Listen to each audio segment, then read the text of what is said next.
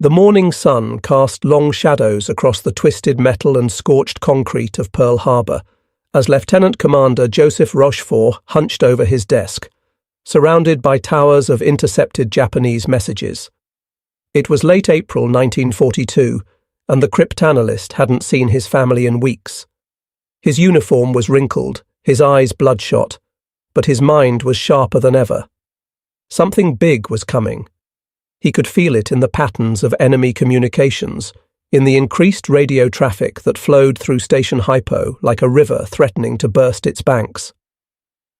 Outside his windowless office in the basement of the 14th Naval District Administration building, the Pacific Fleet was a shadow of its former self. 4 battleships lay on the harbour bottom. Hundreds of aircraft had been destroyed. More than 2,000 Americans had died on that infamous December morning. The Japanese had struck with precision and overwhelming force, leaving America's Pacific defences in ruins. But Rochefort knew something the Japanese didn't. The Americans weren't beaten. They were learning, adapting, and preparing to strike back. "Sir, another intercept from the Japanese Fourth Fleet," said one of his cryptanalysts, placing a freshly decoded message on Rochefort's cluttered desk. The young officer's face showed the strain of endless hours spent wrestling with the enemy's naval code. "They're requesting additional supplies for something called Operation MI.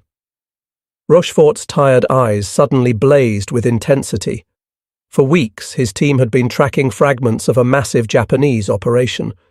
The enemy was planning something that would dwarf even Pearl Harbor. But where? When? The coded designation AF appeared repeatedly in the intercepts, taunting them with its mystery.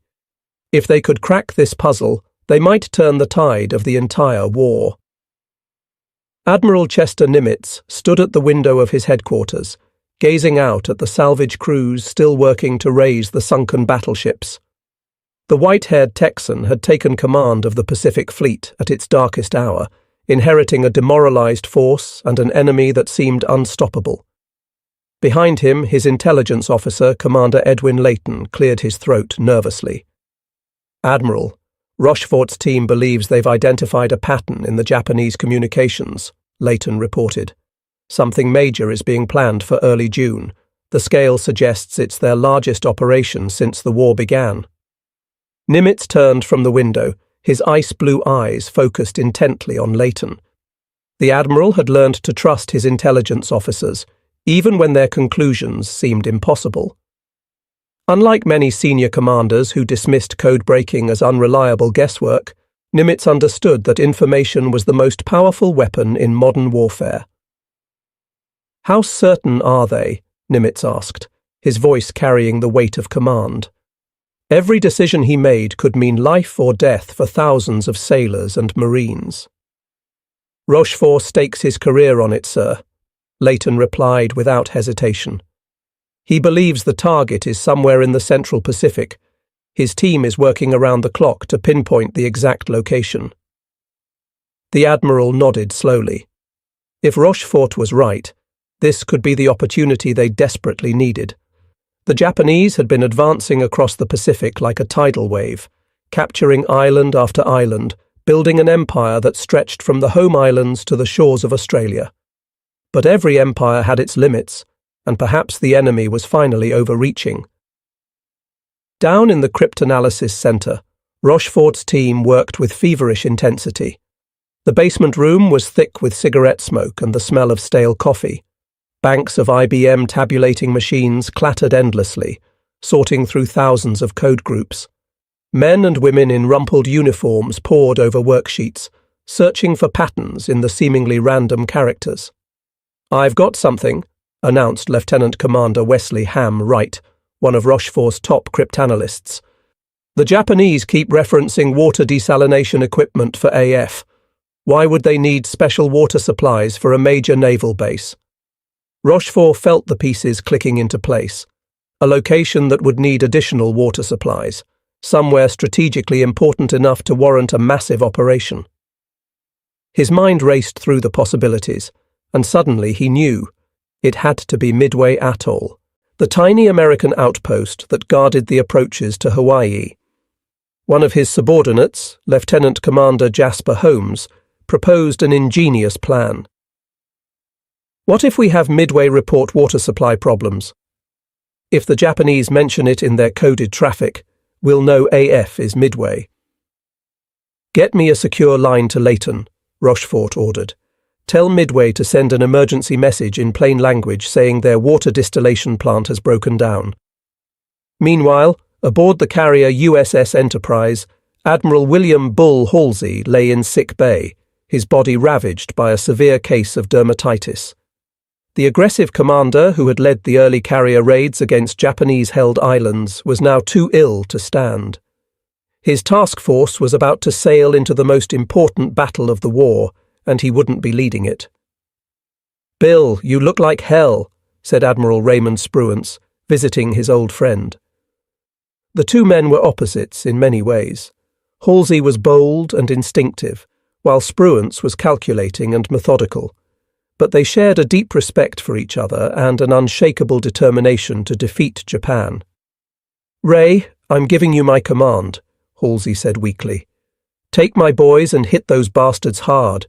They trust you, and so do I." Spruance nodded solemnly. He had never led carriers in combat before, but he understood the principles of naval warfare better than almost anyone. More importantly, he knew how to listen to his subordinates and make decisions based on facts rather than emotion. These qualities would soon be tested in ways no one could imagine. On Midway itself, Marine Colonel Harold Shannon inspected his ragtag collection of aircraft. The tiny atoll's air group was a mixed bag of obsolete Brewster Buffalo fighters, already proven inferior to the Japanese Zero, alongside a handful of newer Wildcat fighters and various bombers. His pilots were mostly green, fresh from training with little combat experience. "Colonel, are we really expected to stop the Japanese Navy with these?" asked Major Lofton Henderson, gesturing at the lined-up Buffaloes. The Marine aviator knew the reputation of these planes, nicknamed flying coffins by their pilots. "We'll stop them or die trying," Shannon replied grimly. "Every minute we can delay them gives the Navy a better chance to hit their carriers. That's our job, Major. Buy time with everything we've got." Back at Pearl Harbor, confirmation came through that electrified Rochefort's team. Japanese intelligence had reported in their coded messages that AF was experiencing water shortages. The target was definitely Midway. Armed with this crucial intelligence, Nimitz called his senior commanders to an urgent meeting. "Gentlemen, we know where they're going and approximately when," Nimitz announced to the assembled officers. "The Japanese are sending at least 4 carriers to attack Midway in early June. This is our chance to ambush them." Captain Miles Browning, Halsey's chief of staff who would now serve under Spruance, studied the intelligence reports. "Sir, our pilots are reporting at least 6 Japanese carriers operational. If they bring them all—" "They won't," Nimitz interrupted with quiet confidence. "Our intelligence indicates they're splitting their forces. 2 carriers are heading for the Aleutians as a diversion. That leaves 4 for Midway, and we'll be waiting with 3. The mathematics were still daunting. The Japanese carriers, Akagi, Kaga, Soryu and Hiryu, were veterans of Pearl Harbor and the Indian Ocean raids. Their pilots were the best in the world, with years of combat experience. The American carriers, Enterprise, Hornet and Yorktown, had brave crews but far less experience. Moreover, Yorktown had been badly damaged at the Battle of Coral Sea and was limping back to Pearl Harbor. "How long to repair Yorktown?" Nimitz asked, turning to his maintenance officer. 3 months minimum, Admiral." She took bomb hits that went deep into her structure. There's significant damage to her flight deck and fuel systems. "You have 3 days, Nimitz said flatly. "Whatever it takes, I want that ship operational and sailing with the others." The maintenance officer's jaw dropped, but he saw the determination in Nimitz's eyes. "Yes, sir. We'll work around the clock." As May drew to a close, Pearl Harbor became a hive of desperate activity. 1,400 workers swarmed over Yorktown, welding, hammering, and installing new equipment. The repairs that should have taken months were compressed into 72 hours of superhuman effort. Men worked until they collapsed from exhaustion, knowing that every rivet they drove, every plate they welded, might make the difference between victory and defeat. Lieutenant Commander John Thatch, one of the Navy's premier fighter tacticians, gathered his pilots aboard Yorktown.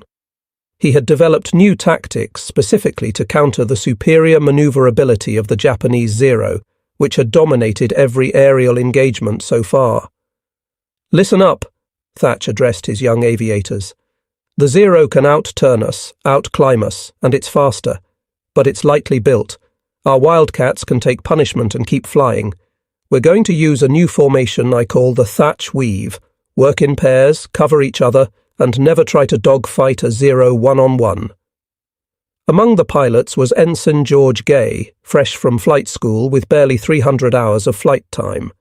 The young Texan tried to hide his nervousness as Thatch explained how they would attack the Japanese fleet.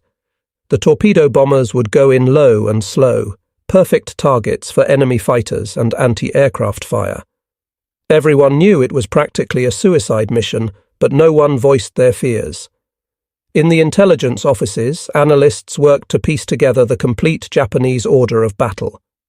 They knew Admiral Isoroku Yamamoto, the architect of Pearl Harbor, was personally commanding the operation. The strike force would be led by Admiral Chuichi Nagumo, who had commanded at Pearl Harbor. The intelligence painted a picture of overwhelming Japanese confidence. They were coming to finish what they had started 6 months earlier. "They're bringing everything," reported one of Nimitz's planning officers. "Battleships, cruisers, destroyers, transports with invasion troops. They intend to take Midway and use it as a base for further operations against Hawaii."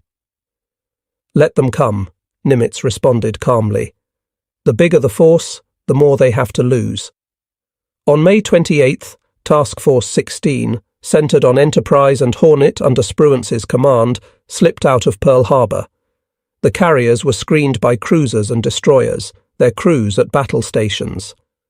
2 days later, on May 30th, Yorktown followed, her hull still bearing fresh welds and patches. The 3 carriers would rendezvous northeast of Midway at a position designated Point Luck, perfectly positioned to ambush the approaching Japanese. Aboard Enterprise, Spruance studied the latest intelligence updates with his staff. The quiet admiral was known for his analytical mind and careful planning. Unlike the impulsive Halsey, Spruance calculated every move, considering all possibilities before making decisions. "The Japanese expect to achieve surprise," Spruance told his staff. "They believe our carriers are still in the South Pacific or back at Pearl Harbor. That overconfidence is our greatest advantage. We must use it wisely." Commander Wade McCluskey, commanding Enterprise's air group, prepared his pilots for what lay ahead. A veteran naval aviator, McCluskey understood both the capabilities and limitations of his aircraft and men. "When we find their carriers, we hit them with everything we've got," McCluskey briefed his squadron commanders. "The dive bombers will attack from high altitude while the torpedo planes go in low. Fighter cover will be limited, so speed and surprise are essential." Among McCluskey's pilots was Lieutenant Richard Dick Best, commanding Bombing Squadron 6. Best was known for his exceptional accuracy in dive bombing, a skill that would soon prove crucial. He gathered his own pilots for a more detailed briefing. "Remember, we're looking for their carriers, not the battleships or cruisers," Best emphasized. "I don't care how tempting the other targets look. We sink their carriers, and we win this war." As May turned to June, both fleets moved toward their fateful encounter. The Americans had positioned themselves perfectly, thanks to their code-breaking success. But intelligence was only part of the equation. The coming battle would be decided by the skill and courage of the pilots, the decisions of commanders under extreme pressure, and the thin margin between victory and disaster that characterized carrier warfare. On Midway itself, preparations reached a fever pitch. Every available aircraft was armed and fueled. Marines dug defensive positions in the coral sand. Radar operators scanned the skies continuously. knowing that the first warning of the Japanese approach would come from their screens. The garrison knew they were vastly outnumbered, but they also knew their role. Hold out long enough for the Navy to strike the enemy carriers. Commander Cyril Simard, Midway's senior officer, made a final inspection of the defences. The atoll's 2 small islands were packed with ammunition, fuel tanks and aircraft. One well-placed bomb could turn the entire base into an inferno. But there was no choice. Everything depended on Midway holding out long enough for the carriers to do their work. As darkness fell on June 3, 1942, American PBY Catalina patrol planes spread out from Midway in long search patterns. These slow, ungainly aircraft would be the first to spot the approaching enemy. Their crews knew that making contact with the Japanese fleet meant almost certain death, as the lumbering patrol planes were easy prey for Zero fighters. But finding the enemy was worth any sacrifice. At 0900 on June 3rd, Ensign Jack Reed, piloting a PBY, spotted ships on the horizon. "Sighted main body," he radioed. "Bearing 262, distance 700 miles. The Japanese invasion force had been found, but the carriers remained hidden. That afternoon, 9 B-17s from Midway attacked the invasion convoy but scored no hits. 4 PBYs equipped with torpedoes attempted a night attack, claiming 1 hit. While these attacks caused no significant damage, they alerted the Japanese that the Americans knew they were coming. At 0300 on June 4th, reveille sounded aboard the American carriers. In ready rooms, pilots received final briefings and wrote last letters home. Mechanics made final checks on aircraft. Ordnance crews loaded bombs and torpedoes. 3 carriers with barely 230 aircraft were about to take on the pride of the Japanese Navy. The odds were steep, but the Americans had advantages. They knew the enemy was coming, they knew where to find them, and they had commanders willing to take calculated risks. Admiral Frank Jack Fletcher, in overall command aboard Yorktown, made the decision that would govern American tactics for the coming battle. Rather than keeping his carriers together for mutual protection, he would operate them separately, reducing the risk of all 3 being caught together. It was a gamble, but the entire operation was a gamble on a massive scale. As dawn approached on June 4, 1942, the stage was set for one of the most decisive battles in naval history. The Japanese came in supreme confidence, expecting to catch the Americans by surprise. Instead, they were sailing into a carefully prepared trap. The US Navy, battered but not broken at Pearl Harbor, was about to demonstrate that American determination and ingenuity could overcome even the most daunting odds. At 0430 hours on June 4th, the pre-dawn darkness over Midway was shattered by the roar of aircraft engines. Lieutenant Commander Joichi Tomonaga led 108 Japanese aircraft from the 4 carriers toward their target. The attack force included 36 torpedo bombers carrying conventional bombs for ground attack, 36 dive bombers, and 36 Zero fighters for escort. As they formed up in the darkness, not one of the Japanese aviators suspected that American carriers lurked nearby, waiting. On Midway, radar operators detected the incoming strike at 0552. Many planes bearing 320 degrees, distance 93 miles, the operator reported, his voice steady despite his racing heart. Air raid sirens wailed across the tiny atoll. Marines ran to their battle stations while pilots sprinted to their aircraft.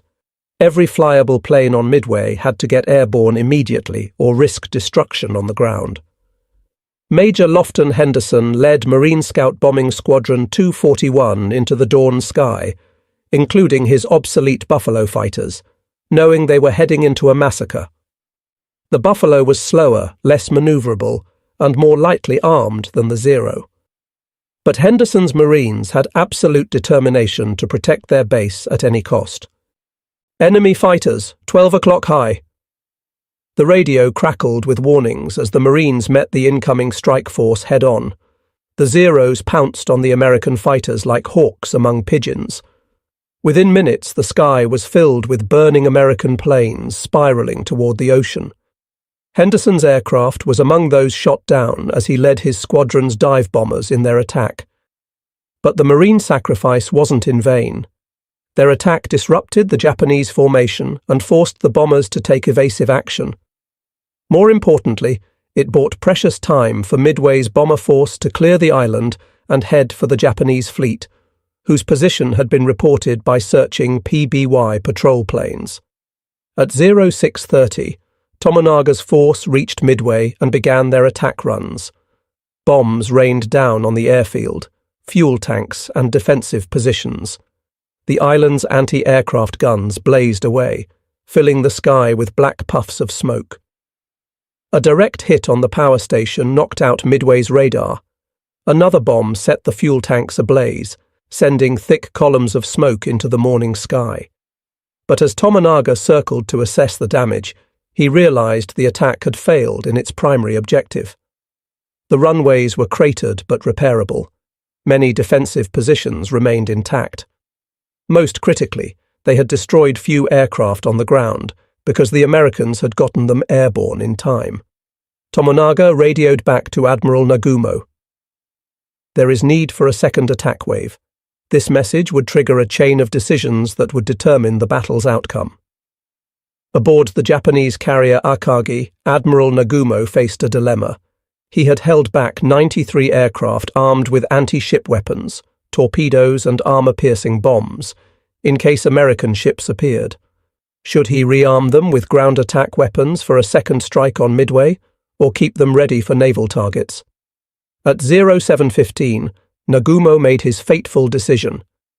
Rearm the aircraft with bombs for land attack. Crews immediately began the laborious process of removing torpedoes and replacing them with conventional bombs.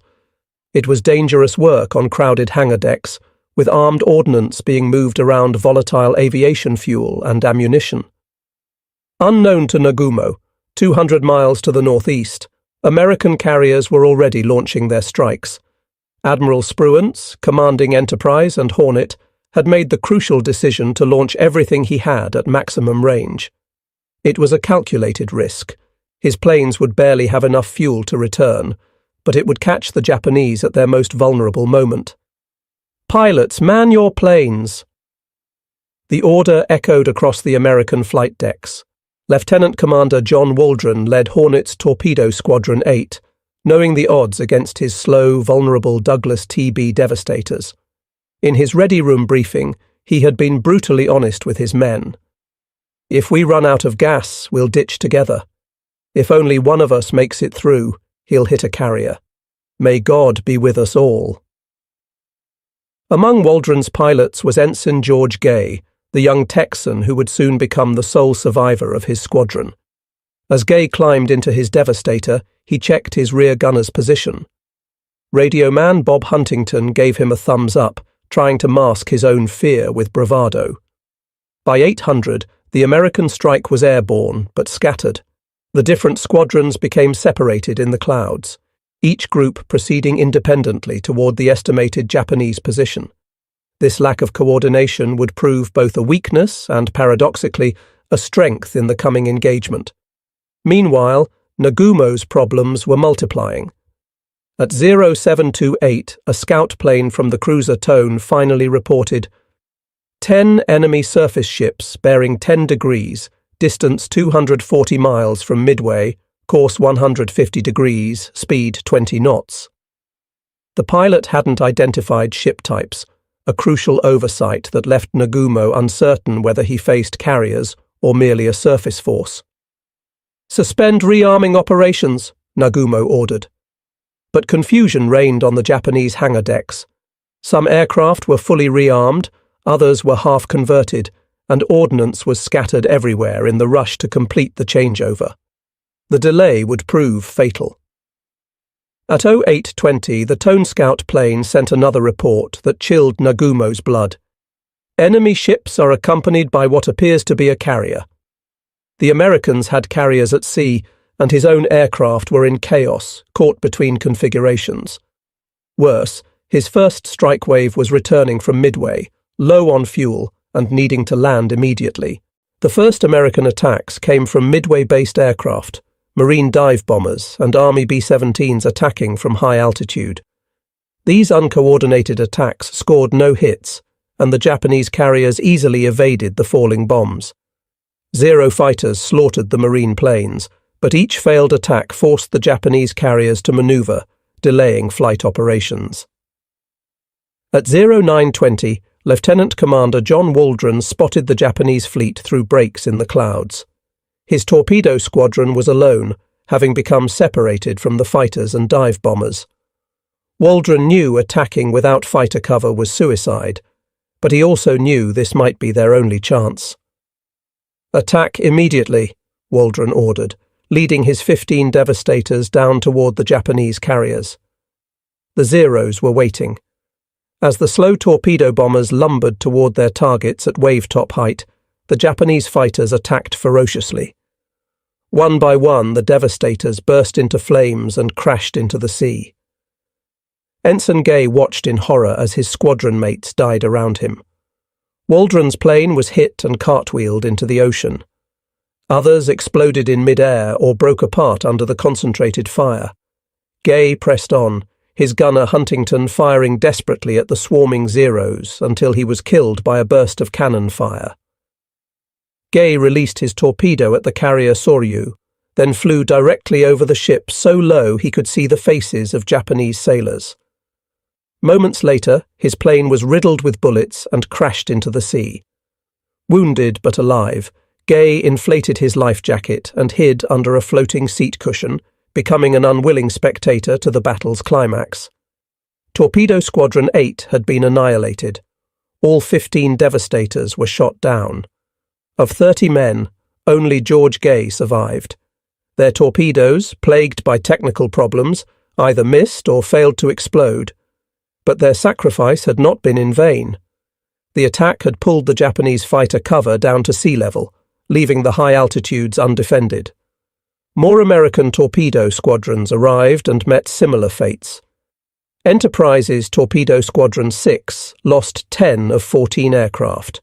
Yorktown's Torpedo Squadron 3 lost 10 of 12.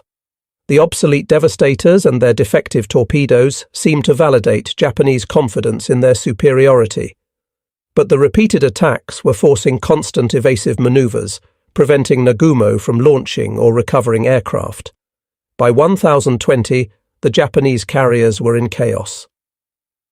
Returning aircraft from the Midway strike circled overhead, desperately low on fuel.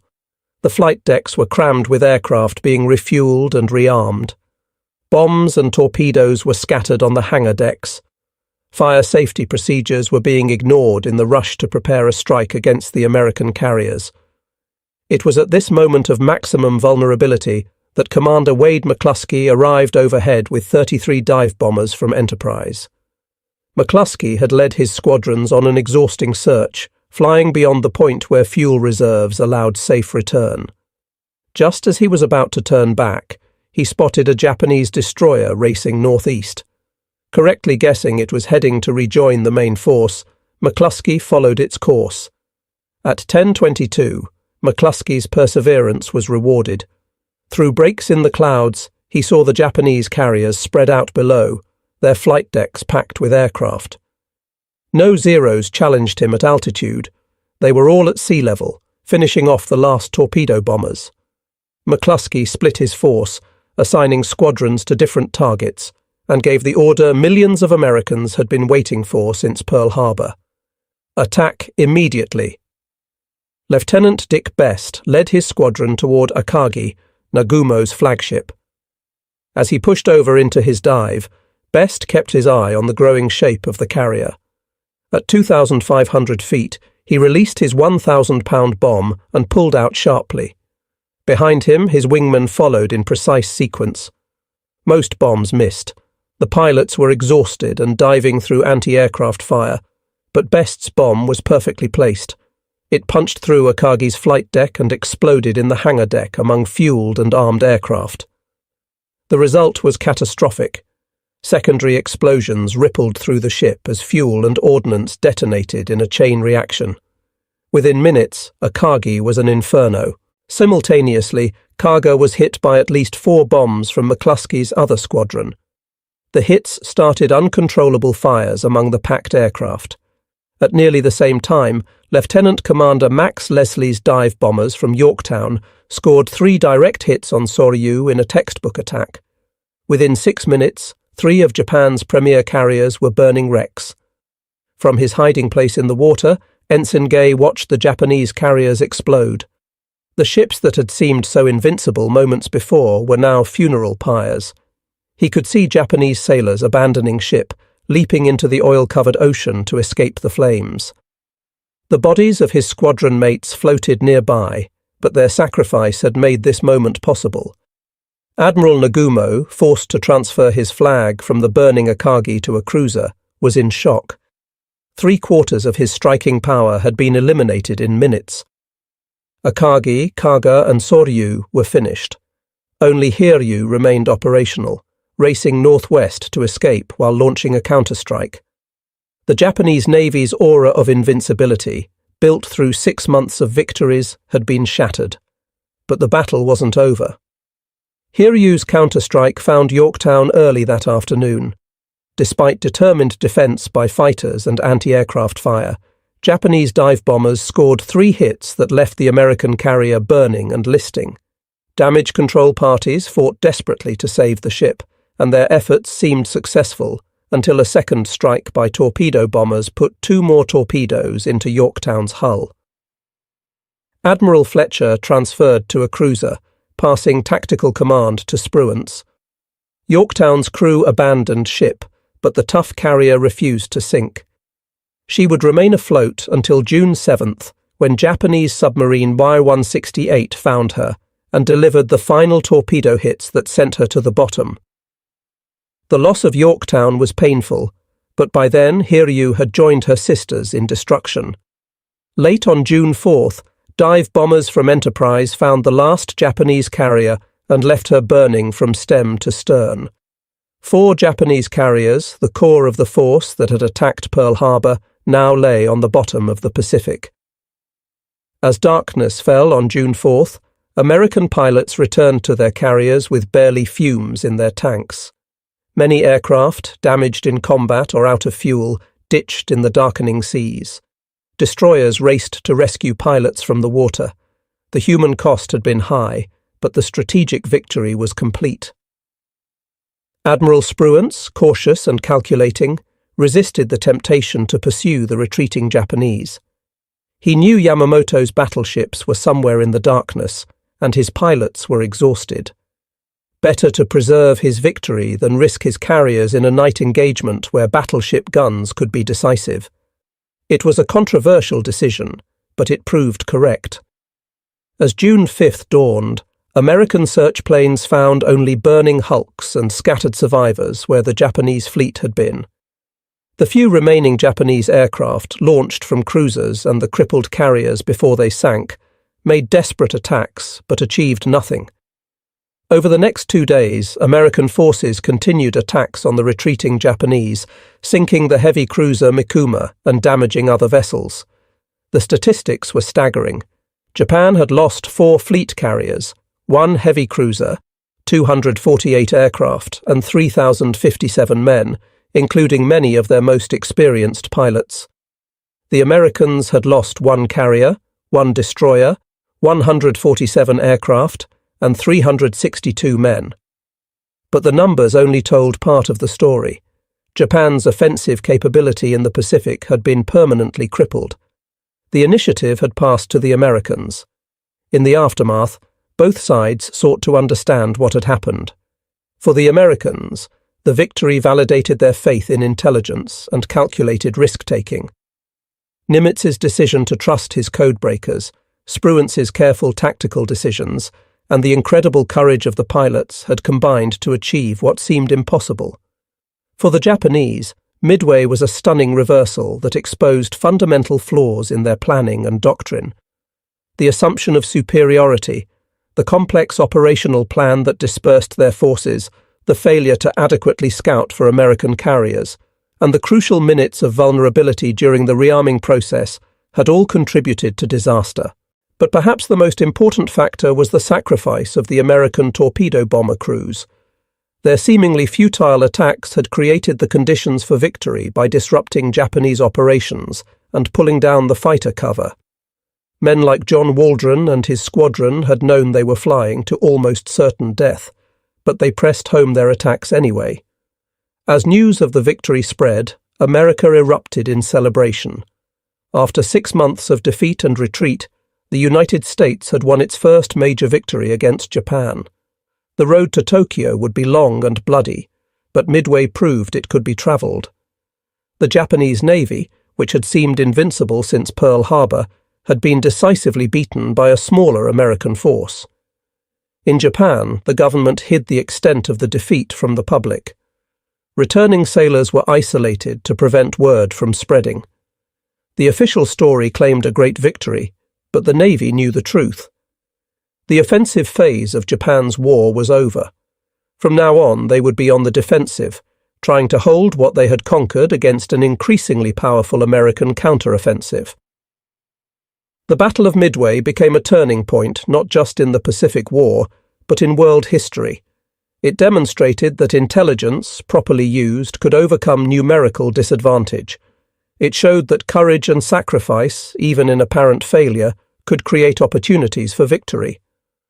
Most importantly, it proved that the United States had the will and capability to defeat even the most formidable enemy. Admiral Nimitz, in his after-action report, gave credit where it was due, to the codebreakers who had uncovered the Japanese plan, to the commanders who had made crucial decisions under pressure, and above all to the pilots who had pressed home their attacks against overwhelming odds. But he also recognized the role of chance in war. Had the American dive bombers arrived 5 minutes later, after the Japanese had launched their strikes, the outcome might have been very different. The Japanese Navy would never recover from Midway.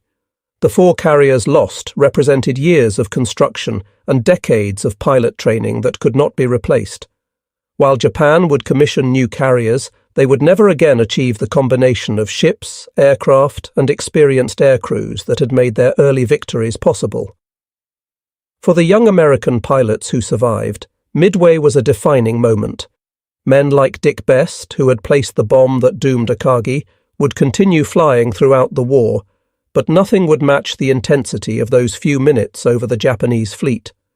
Others, like Ensign Gay, would carry the memory of fallen comrades for the rest of their lives. The battle also marked a revolution in naval warfare. For the first time, a major naval engagement had been fought entirely by aircraft, with the opposing fleets never coming within sight of each other.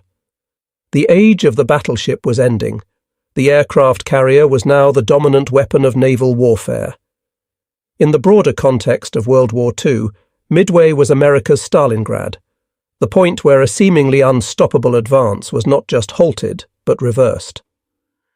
Combined with the grinding attrition of Guadalcanal that would follow, it marked the beginning of Japan's long retreat across the Pacific.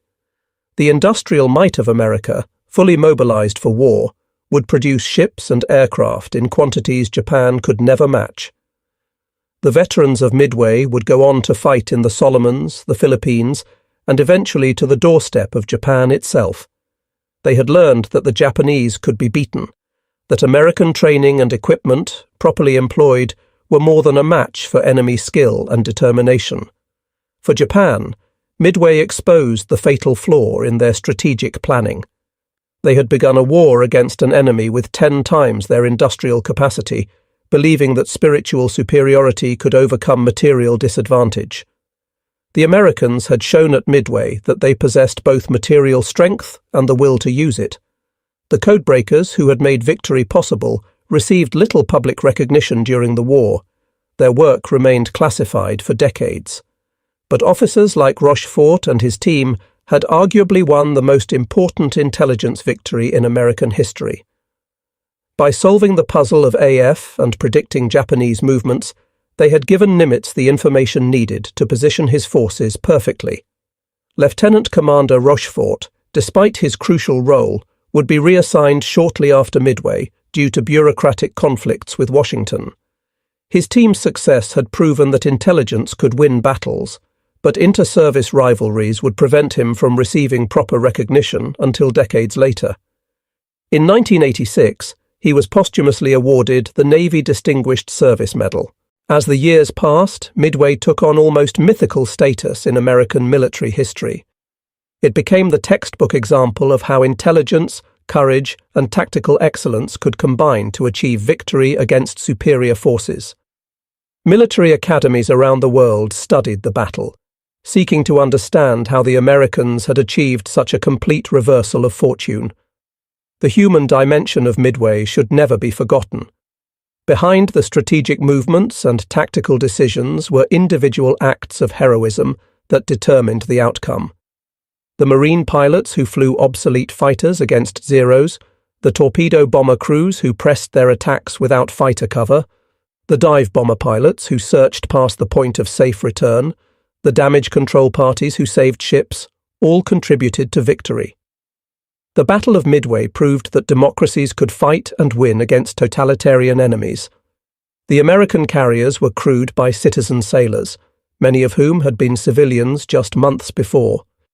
They faced an enemy with years of combat experience and a tradition of victory. Yet when the moment came, these Americans performed with skill and courage that matched anything in their nation's history. The lesson of Midway resonates beyond its historical moment. It reminds us that apparent weakness can be turned to strength through intelligence and determination. That sacrifice, even in failure, can create opportunities for others. That technological superiority means nothing without the will to use it effectively, and that free nations, when threatened, can summon the courage to defend themselves against any odds. As the sun set on June 4, 1942, the tide of the Pacific War had turned decisively. The Japanese would fight on with characteristic determination for 3 more years, but the outcome was no longer in doubt. At Midway, a smaller American force had destroyed the heart of Japanese naval power and seized the initiative. Admiral Yamamoto's pre-war prediction had proven prophetic. He had warned that he could run wild for 6 months or a year, but after that he had no confidence. Midway occurred exactly 6 months after Pearl Harbor. The architect of Japan's early victories had understood that once America recovered and mobilized its strength, Japan's defeat was inevitable. At Midway, that inevitability became reality, written in the burning hulks of 4 aircraft carriers and the sacrifice of brave men who fought and died for their nations in the vast Pacific sky. The impact of Midway extended far beyond the immediate tactical victory. It demonstrated that the United States could gather intelligence, plan operations, and execute complex naval battles with precision. The coordination between codebreakers, planners, and combat forces had created a new model for modern warfare. Future operations would build on these lessons, combining intelligence gathering with tactical execution. For the individual sailors and airmen who fought at Midway, the battle represented a personal triumph over fear and adversity.